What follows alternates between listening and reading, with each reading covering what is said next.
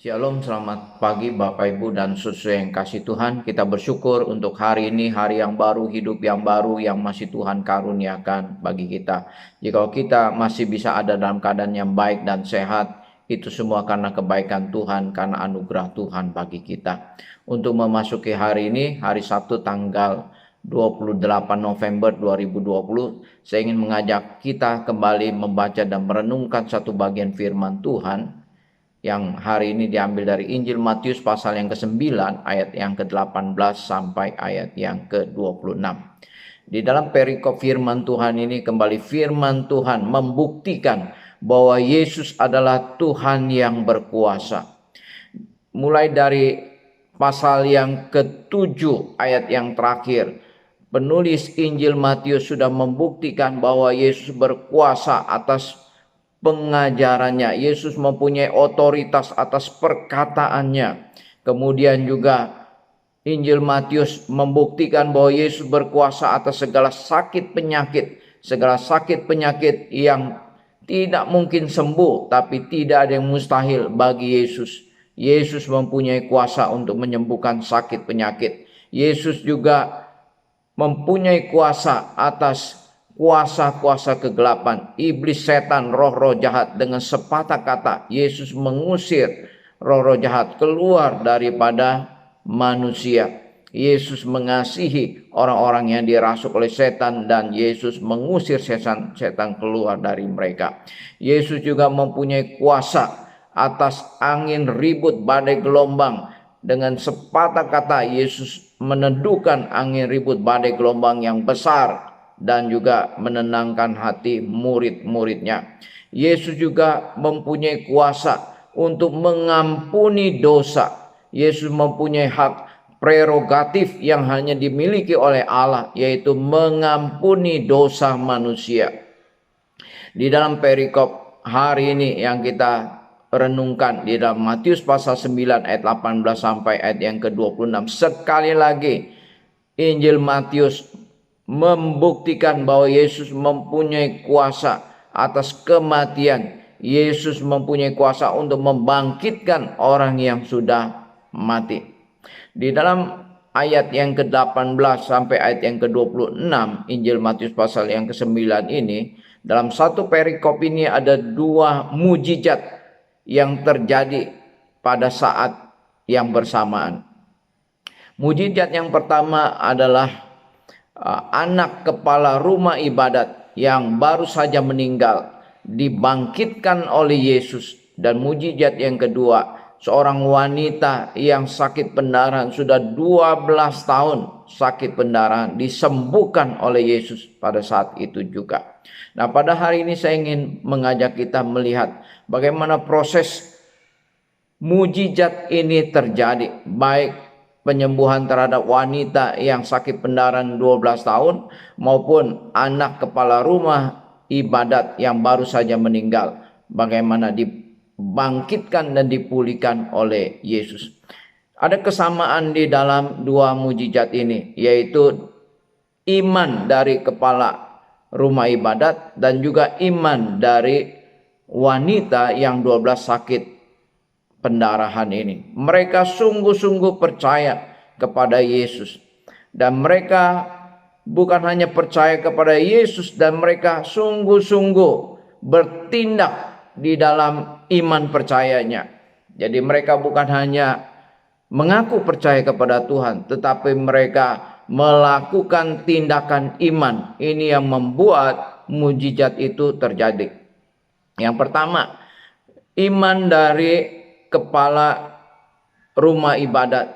Ketika anaknya sakit parah, hampir meninggal, dia berusaha untuk mencari Yesus. Dan ketika dia menjumpai Yesus, dikatakan bahwa anaknya baru saja meninggal. Anaknya baru saja meninggal, walaupun anaknya sudah meninggal, tetapi dia tetap percaya kepada Yesus. Dia datang di hadapan Yesus, dia berlutut, dia menyembah kepada Yesus. Dia katakan kepada Yesus, anakku baru saja meninggal, tetapi datanglah, letakkanlah tanganmu atasnya, maka dia akan hidup. Inilah iman kepada Yesus kepala rumah ibadat ini, dia sungguh-sungguh percaya kepada Yesus dan dia mempercayai Yesus. Dia katakan kepada Yesus, datanglah, letakkanlah tanganmu atasnya, maka dia akan hidup. Dia bukan hanya percaya kepada Yesus, tetapi dia juga mau melangkah di dalam iman. Dia sungguh-sungguh percaya bahwa Yesus sanggup membangkitkan anaknya. Anaknya akan hidup. Kemudian wanita yang sakit pendarahan 12 tahun ini, dia juga percaya kepada Yesus. Dia katakan dalam hatinya, asalku jamah saja jumbai jubahnya, maka aku akan sembuh. Di antara orang banyak yang mengkerumuni Yesus, dia berusaha untuk mendekati Yesus. Dia menjamah jumbai jubah Yesus, sehingga Yesus menengok kepada wanita ini. Dan Yesus katakan, ya, teguhkanlah imanmu, hai anakku. Maka seketika itu juga dikatakan bahwa karena imannya, maka dia menjadi sembuh. Bapak, Ibu, dan Saudara yang dikasihi Tuhan, dua mujizat ini terjadi karena iman percaya yang teguh kepada Yesus, dan mereka bertindak dengan iman percayanya, maka mujizat itu terjadi. Nah, ketika Yesus tiba di rumah kepala rumah ibadat ini, orang sudah pada meratap. Ada peniup seluling yang menghibur keluarga yang sedang berduka cita. Ada orang yang meratap, orang banyak sedang berkerumun, mereka berduka cita karena anak ini sudah meninggal. Dan kemudian Yesus mengusir orang banyak itu. Yesus katakan bahwa anak ini tidak mati, tetapi dia tidur. Ya, kemudian Yesus memegang tangannya, maka bangkitlah anak itu. Yesus membuktikan bahwa dia mempunyai kuasa untuk membangkitkan orang yang sudah mati sekalipun. Orang yang sudah meninggal sekalipun, Yesus berkuasa untuk menghidupkannya kembali sesuai dengan iman daripada ayah anak ini, yaitu kepala rumah ibadat.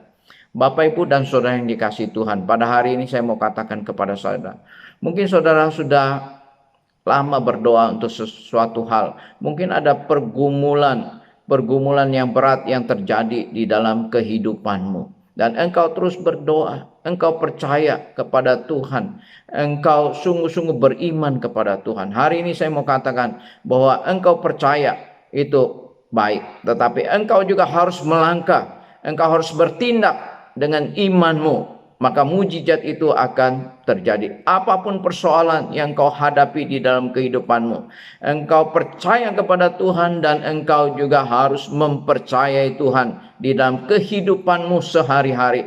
Melangkahlah dengan iman, bertindaklah dengan iman, maka engkau akan melihat Tuhan membukakan jalan dan ada mujizat yang terjadi di dalam kehidupan saudara. Kiranya Tuhan memberkati saudara semuanya. Amin. Mari kita berdoa. Bapa di surga, kami berdoa mengucap syukur dan berterima kasih karena pada hari ini kami boleh melihat lagi bahwa Yesus mempunyai kuasa untuk membangkitkan orang yang sudah mati sekalipun. Kami tahu bahwa firman Tuhan mencatat ini untuk membuktikan bahwa Yesus adalah Tuhan, bahwa Yesus berkuasa atas kehidupan manusia. Yesus berkuasa untuk membangkitkan orang yang sudah mati sekalipun. Tuhan, tolonglah kami di dalam kehidupan kami pada hari ini supaya kami boleh sungguh-sungguh percaya kepada Tuhan dan mempercayai Tuhan di dalam kehidupan kami. Terima kasih Tuhan, Engkau jaga lindungi kami, Engkau sertai dan memberkati segala aktivitas kegiatan kami, baik di dalam usaha pekerjaan, baik di dalam pelayanan, di dalam kehidupan rumah tangga anak-anak kami, di dalam sekolah mereka. Tuhan, pergumulan-pergumulan yang ada kami serahkan semuanya ke dalam tangan kuasa-Mu. Demikian juga perjuangan melalui virus corona. Dalam nama Yesus kami mau berdoa. Biarlah Tuhan kasihani kami. Tuhan bebaskan dan lepaskan kami daripada virus corona. Kami menyerahkan hidup kami sepanjang hari ini ke dalam tangan kuasa-Mu. Di dalam nama Yesus, penebus dan juru selamat kami yang hidup, kami berdoa. Amin. Bapak, Ibu, dan Saudara yang dikasihi Tuhan, marilah kita siapkan hati kita untuk beribadah dan berbakti kepada Tuhan. Besok hari Minggu, hari ibadah kita. Marilah dengan hati yang rindu kita boleh datang di hadapan Tuhan untuk beribadah dan berbakti kepada Tuhan. Kiranya Tuhan memberkati kita semua. Selamat beraktivitas. Amin.